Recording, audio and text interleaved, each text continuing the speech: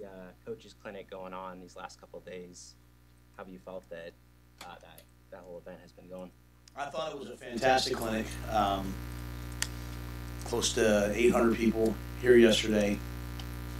You know, as I told the coaches, they had to listen to on Saturday have the clinic start, or excuse me, on Friday have the clinic start with probably the greatest pro football coach of all time, or the greatest pro football coach of all time, and Bill Belichick, and then this morning the greatest college football coach of all time, and Tom Osborne. I mean, it was a pretty cool clinic, and a lot of fellowship. All of our coaches take it very seriously. I think they did a great job. A lot of support from the people over at the Coliseum to allow us to use that space, so we were able to fit everyone in, and they were able to watch practice. So I was walking down to my apartment last night downtown and saw coaches out enjoying the Haymarket and stuff like that. So I think it's really good when we can show off Lincoln, show off our staff, show off our facilities, and most importantly show off our players. So really, really good day. What is the importance of your mind of having 100 or so former players on hand? Yeah, I'd love that number to be about 700, 800, 900. You know, I'd like that number to continue to grow. And we have a lot of former players that come pretty continuously all throughout. But you know, the Husker Athletic Fund, they do a great job just inviting guys to come back. I mean, this is their program, and so you know we're open. We're open anytime to high school coaches, and we're open anytime to former players. And we want our guys to understand that they stand on their shoulders, and just good fellowship. Good to see those guys. And you know, when you sit there and look at our team and the amount of guys on our team whose parents were Huskers, both as football players. You know, it's Jalen's mom, Dahlia, is a track athlete. A couple of our guys, Cora Demmer's mom, volleyball player, and then just Husker students. I think just keeping it very family is really important. Did you get any scrimmage work in today, and how do you evaluate the practice? Yeah, today was not a scrimmage. You know, with an earlier Easter and a later start for us, you know, the first Saturday, this is our first Saturday. Last Saturday was Easter Saturday, so we gave the guys the day off. That's why we went on Monday. So, you know, you're only allowed by NCAA rules 3 days of scrimmage, which is over 75% tackling, I think. So that'll be next Saturday, the following Saturday, and then the Saturday after that. And we really like what we've been doing. We really like the teamwork, you know, followed by the spring league, and I think it's really raising the level of a lot of guys' play. So it looked like a really good practice. You know, it's always hard to tell when you have so many people there. You know, it's kind of like you're kind of spread out a little bit more. But I thought what I saw was a lot of guys making plays on the ball, which, you know, I think Marcus did a really nice job talking to you guys the other day, saying, you know, you look back to last year, you know, we have to just throw the ball better, and we can't be -17 in turnover ratio. You know, we ran the ball well, we stopped the run well. We were pretty decent on third down in some areas. So really true focus on throwing the football has been important. Everyone talks about the quarterback when that happens, but you know, the guys getting open and catching the ball matter. And I saw a lot of plays made on the ball today, which made me excited. So looking forward to watching the tape. Is it too early to tell if unforced errors are sort of dropping as you want them to in practices with the offense? And I know sometimes it's the defense making a great play or something. Yeah. You know, that's a great question. I think you have to have a high expectation level to not have them. I think you're going to have them. You know, guys are mastering their craft. They're learning what to do. Especially, you know, the negative of having the spring league is that sometimes you have a younger player trying to block an older player. You have a younger player counted on.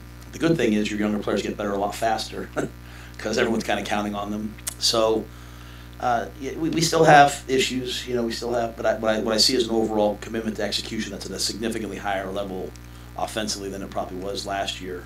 Probably at any point last year, to be quite honest. Those spring league games too, how close are those to scrimmages in terms of how you coaches evaluate them?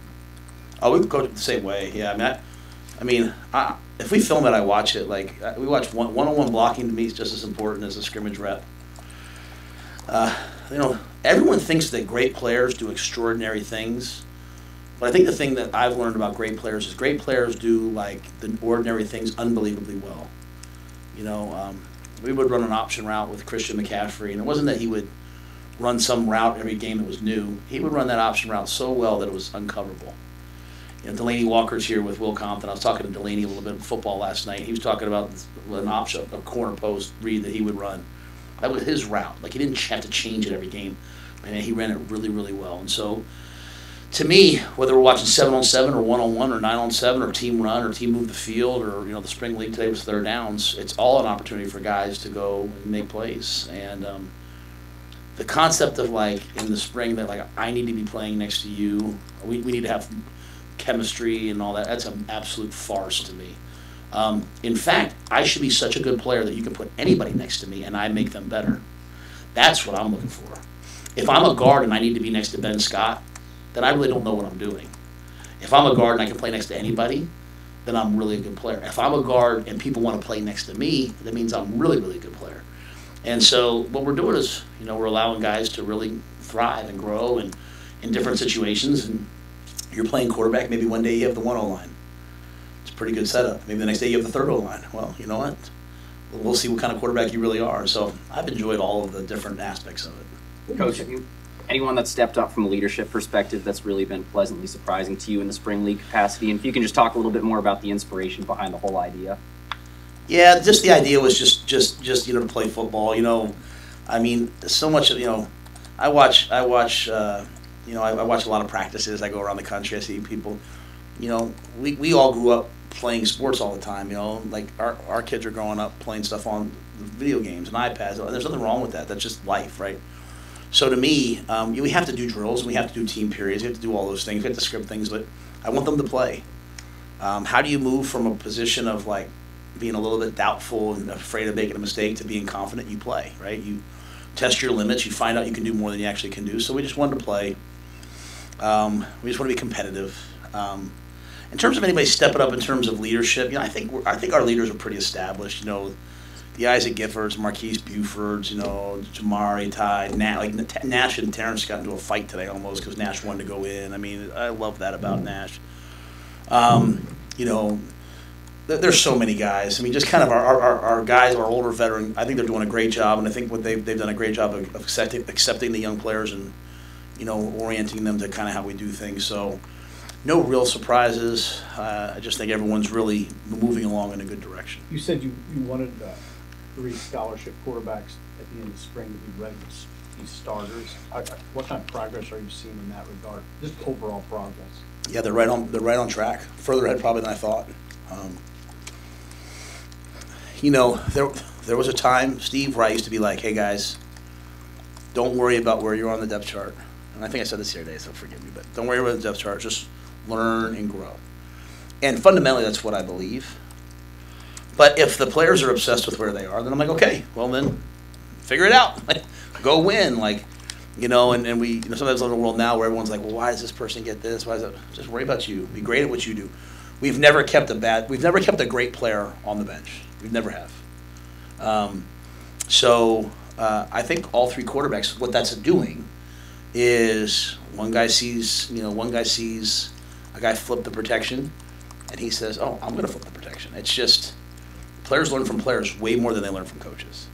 And, if you're one of the freshmen and you see the other freshman quarterback change the protection or adjust the route, then you're going to do it, right? And I think Glenn's doing a great job of fostering that, and Sat's doing a great job of allowing it. And you see them, taking things. Not everything's perfect, but we're definitely moving in a really accelerated pace. I'll apologize for the loaded question, but being around him and looking from afar, what makes Bill Belichick Bill Belichick? He is so smart. I've seen so much that he can make the complex so simple that it humbles you and embarrasses you. I was embarrassed yesterday listening to him, how smart he is, how simple it was.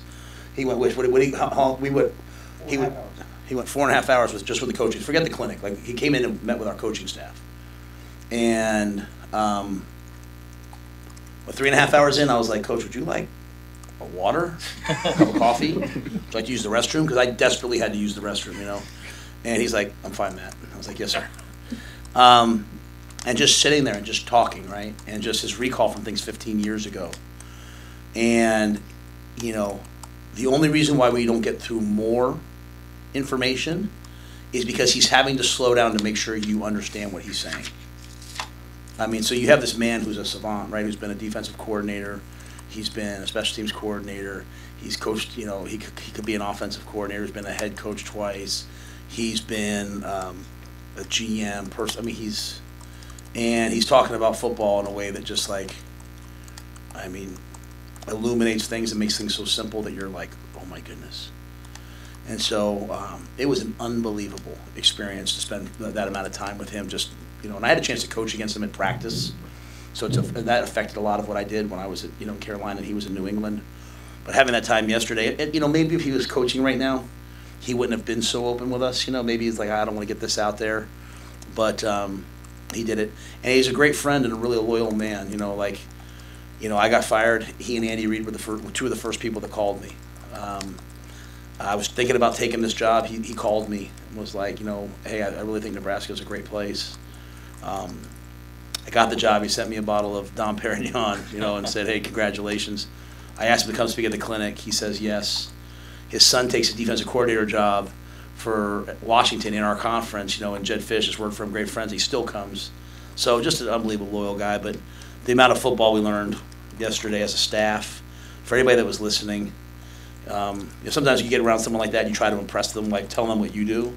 I looked at people, anytime one of our guys on our staff started, I was looked at them like, well, he doesn't care. He doesn't care what you do, what we do. He's teaching us. Let's just be really honest and open and listen. That's the same approach I've tried to take with Coach Solich, Coach Osborne, Coach Darlington. Just listen, learn, take what you can, build off of it. More there? How would you size up what you've seen out of the running back so far? Yeah, you know, we're limited at the running back position just with injury. You know, Ramir's practicing, just, you know, kind of in a limited capacity. He's full go, like, it's just me, right? Like, year 6, shoulder injury. I want Ramir ready to go. Gabe is doing some indie. You know, Quentin Ives has a hamstring, so he's been out for a couple days. I think Emmett's doing a great job. You know, what we want from Emmett is for Emmett to take that jump from, hey, I played last year and made some explosive plays, to like I do it down in and down out. Dante's a guy that's flashing with some big, powerful physical runs. But, you know, just, you know, kind of the conditioning of being the guy, play in and play out, like we're just working on that with him and blitz pickup and all those things. But I'm really pleased with Dante and where he's at and where he's heading.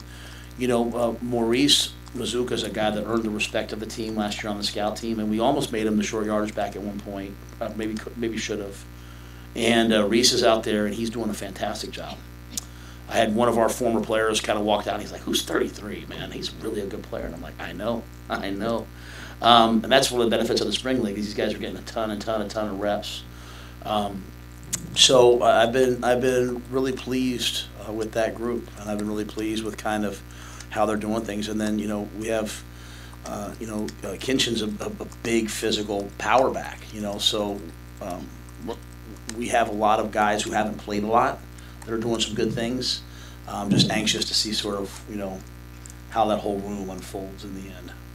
Coach, from former players to Belichick, you've had so many people see your program over the last few days. Just kind of what do you hope they kind of come away with walking out of these doors and out of this building?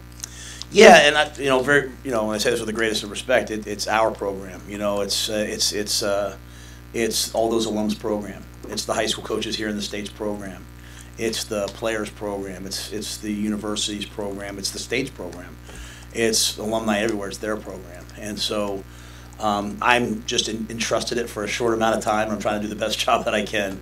And I know that, you know what, someone will be here after me, and I want them to say, you know what, Matt left it in a good place. And so what I said to the coaches at the end of my session today was, I hope when they come to our clinic and when they see that we designed a logo just for the clinic, or they walk and they see the signage, or they taste the quality of the food, or they listen to the quality of the presentations, I hope, like, all these little things, they say, wow, everything in this program is really intentional, and everything's done at a really high level. And like Susan Els is over there, like she like Anthony Crispino, Keith Williams, former player who we elevated this year, Kiera Mayo, Jarrett Washawn. If you don't think that they walked those paths 50 times, if you don't think Cole and Martin were here this morning at 5 a.m. making sure that all the bulbs work, like it just, I want people to understand how intentional we try to do everything. Because if we're intentional about a clinic, if we're intentional about the spring league, if we fly in Big Ten refs just for a practice, then we're probably that intentional with the way we handle our young people's academics, their life skills, their community service, their careers. And that tells those high school coaches, hey, I can send my student athletes here. I love coaches. So like, you know, sometimes some of the high school coaches aren't used to seeing the head coach at the social. Sometimes they're not used to seeing the head coach walking around. You know, why wouldn't I? You know, I mean, I love people. I love coaching. I love being around high school coaches. Guys, we had high school coaches from Hawaii here. We had high school coaches from Maryland here, from Texas, from California, from Wyoming, from Dakota. I mean, we had people from all over, people from Chicago. You know, I don't know what the clinic was the year before we got here. It was about 300 and some last year, 800 this year, and we're going to be back up in the 12 and 1500s if we put together a good product. But the product is representative of the way that we do things. And so that hopefully tells people, if I send my players to play at the University of Nebraska, no stone's going to be left unturned. And I don't know about you guys that have kids. Isn't that what you want for your kids? You don't want, I mean, our kids have to go figure things out on their own, but we want there to be a plan. And so we're not perfect, but we're certainly trying to be. And that's the message at the clinic. You know, I show up at the clinic and there's Coach Osborne. He's got a sport coat on this morning, and he's, you know, it's just all those things matter. They say that, hey, this is important, and you know, for Will Compton and the bus and, you know, and Delaney and those guys, for them to come back and show off our facilities, it shows that it's important. So everything's intentional, everything's done on purpose, and that's the message I want out there. As much as you love to get recruits here for game days, just generally speaking, how much do you love to see them watch you practice? How you practice and how you operate it. This will be controversial, but I actually prefer them at practice way more, because I think we have excellent coaches, and I think, you know, we practice the way Coach Osborne and them practiced, the way Coach, which, you know, 3 fields, 2 fields, 3 fields. You know, Coach Osborne had 4 stations, you know, and so I'm walking up to players with all this talent, and I'm saying, you guys probably think I'm trying to like get a marketing deal. I'm just actually really thirsty. I'll say, hey, just imagine with your talent. I said to one of the big-time recruiter, I said, just imagine with your talent, if you came to a place that had an unbelievable weight room, unbelievable recovery area, unbelievable staff, unbelievable meeting rooms, best facilities in the country, and where no one stands around in practice, where everybody has a chance to master their craft. And I said to him, I said, have you ever seen anybody else practice like this? He said, nobody. Well, actually, Coach, I did see one. I said, who? And I know the answer. He's like, at Georgia. You know, Coach Saban at Alabama, then the Georgia guys, they all have the multiple stations and the reps and all those things. And I think it's working out pretty well for them. And so, yeah, I think that those, you know, that's, I'm proud of those things and just trying to show those things off, you know, to everybody. You talked about how important the receivers are to that pass game and the emphasis this spring. What have you seen out of some of the new guys in that receiver room and the returners? I think they're competing. I think that they're because of the spring league, because they're being counted on, they're limiting their MA. You know, usually young receivers have a hard time learning this many plays, and they are working at it. And they are, you know, your whole team's counting on you, and it's 3rd and 5, and you're supposed to run an in cut, and you run an out. It's practice. Sometimes it's like, oh, get him out of here. But now you got Isaac Gifford on defense, but on offense you have some of those guys getting on him, and then you have 3 quarterbacks, and we say it's Luke and Jack are doing a great job. So you have 5 quarterbacks who know exactly what to do. There's a little bit more onus. You see guys studying a little bit more and more prepared. But yeah, I've really liked the group. You know, you can tell I'm not singling anybody out because I like the entire group. I like the way they're all competing. And a couple guys, you know, Jalen Lloyd, we'll signal him out because, you know, for a guy, I love the fact he runs track and he comes back and competes in football and you know, makes plays down the field. He's a football player and he's a track athlete. He's not one or the other, and that's really, really cool. So, but the whole group is pushing each other and getting way better. How do you think Marcus and Glenn are gelling in their 2 new roles, and how far have they come along together? Yeah, if I'm being honest, I think the whole thing with Marcus and Glenn is probably has been overblown. Like, you know, I get asked about it, like, we did this before. It's actually way more comfortable, you know what I mean, than it was, you know, like, you know, Glenn's worked with me at 2 stops. Like, my life right now is so much easier than it ever has been at any stop I've been, because I have Susan running the entire operation, and she knows exactly what I want. I got Sean running most of the personnel stuff with some great people underneath him. But I've got Corey, who's been with me before, running the weight room. I don't have to go down and be like, are we squatting or power cleaning today? Like, he knows the culture. I've got the best nutritionist in football. I've got the best sports science guy. On defense, Tony runs everything on defense, right? And I got 3 guys who played for me. I trusted at the highest level to coach their guys. Got Gus Felder in player development, who did it for me in Carolina. I don't have to get super involved there. Ed runs the special teams. Like, it's the same drills we've been doing drills today. We've been doing for 10 years. And Glenn, I can walk in. I don't have to go in the quarterback room. You know, Glenn, he's coached my quarterbacks before, and so you know, I've said to him like, "Hey, are we still punch planning this?" Or I can get questions answered so quickly. And then Sat coached my tight ends at Baylor. You know, he coached Ben Sims as a freshman, who's, you know, now playing for the Green Bay Packers. I'm so happy with the staff and the way that we're doing things, and so it's felt more like, instead of settling into a new role, felt more like, hey, getting back to when we were really good, how we did things, if that makes sense. You know, when we were in the Sugar Bowl at Baylor, you know, which no one will really ever understand how hard that was to do before we started to what we did in 3 years. Probably be one of the most proudest things of, you know, our career together. You know, Sat was coaching the tight ends. Glenn was coaching the quarterbacks. When we beat Penn State for the first time in 74 years, and probably the most historic win in Temple history, Glenn was coaching the quarterbacks, and Sat at the time was coaching the running backs, but, you know, not the tight ends. So I just feel so comfortable with those guys that it's allowing me to free me up to do things that I love to do situational football, to do the whole team, to talk to players one-on-one. And so on the inside, things are as good here as they've been. And so now that I've said that, I probably ruined it. but no, you know, on the inside, man, like, I'm just really, really pleased with the staff, the players, and where everybody is. And the biggest thing is that the gifts, the ties, the Ben Harts, the Ben Scotts, man, they are comfortable with what we're doing, so that I'm not having to explain why of everything, right? Like, they're explaining why. I mean, I got Phelan Sanford working in the weight room, you know, like, guys, he should, I'm hoping he ends up in the NFL, but, like, he's interning in there. Like, we have all these guys who've been through the process now for a year in all these different areas. They can coach the young guys, because players coach players better than coaches coach players. That's the way you build culture. Anything else? Thanks, guys. Good to see everybody.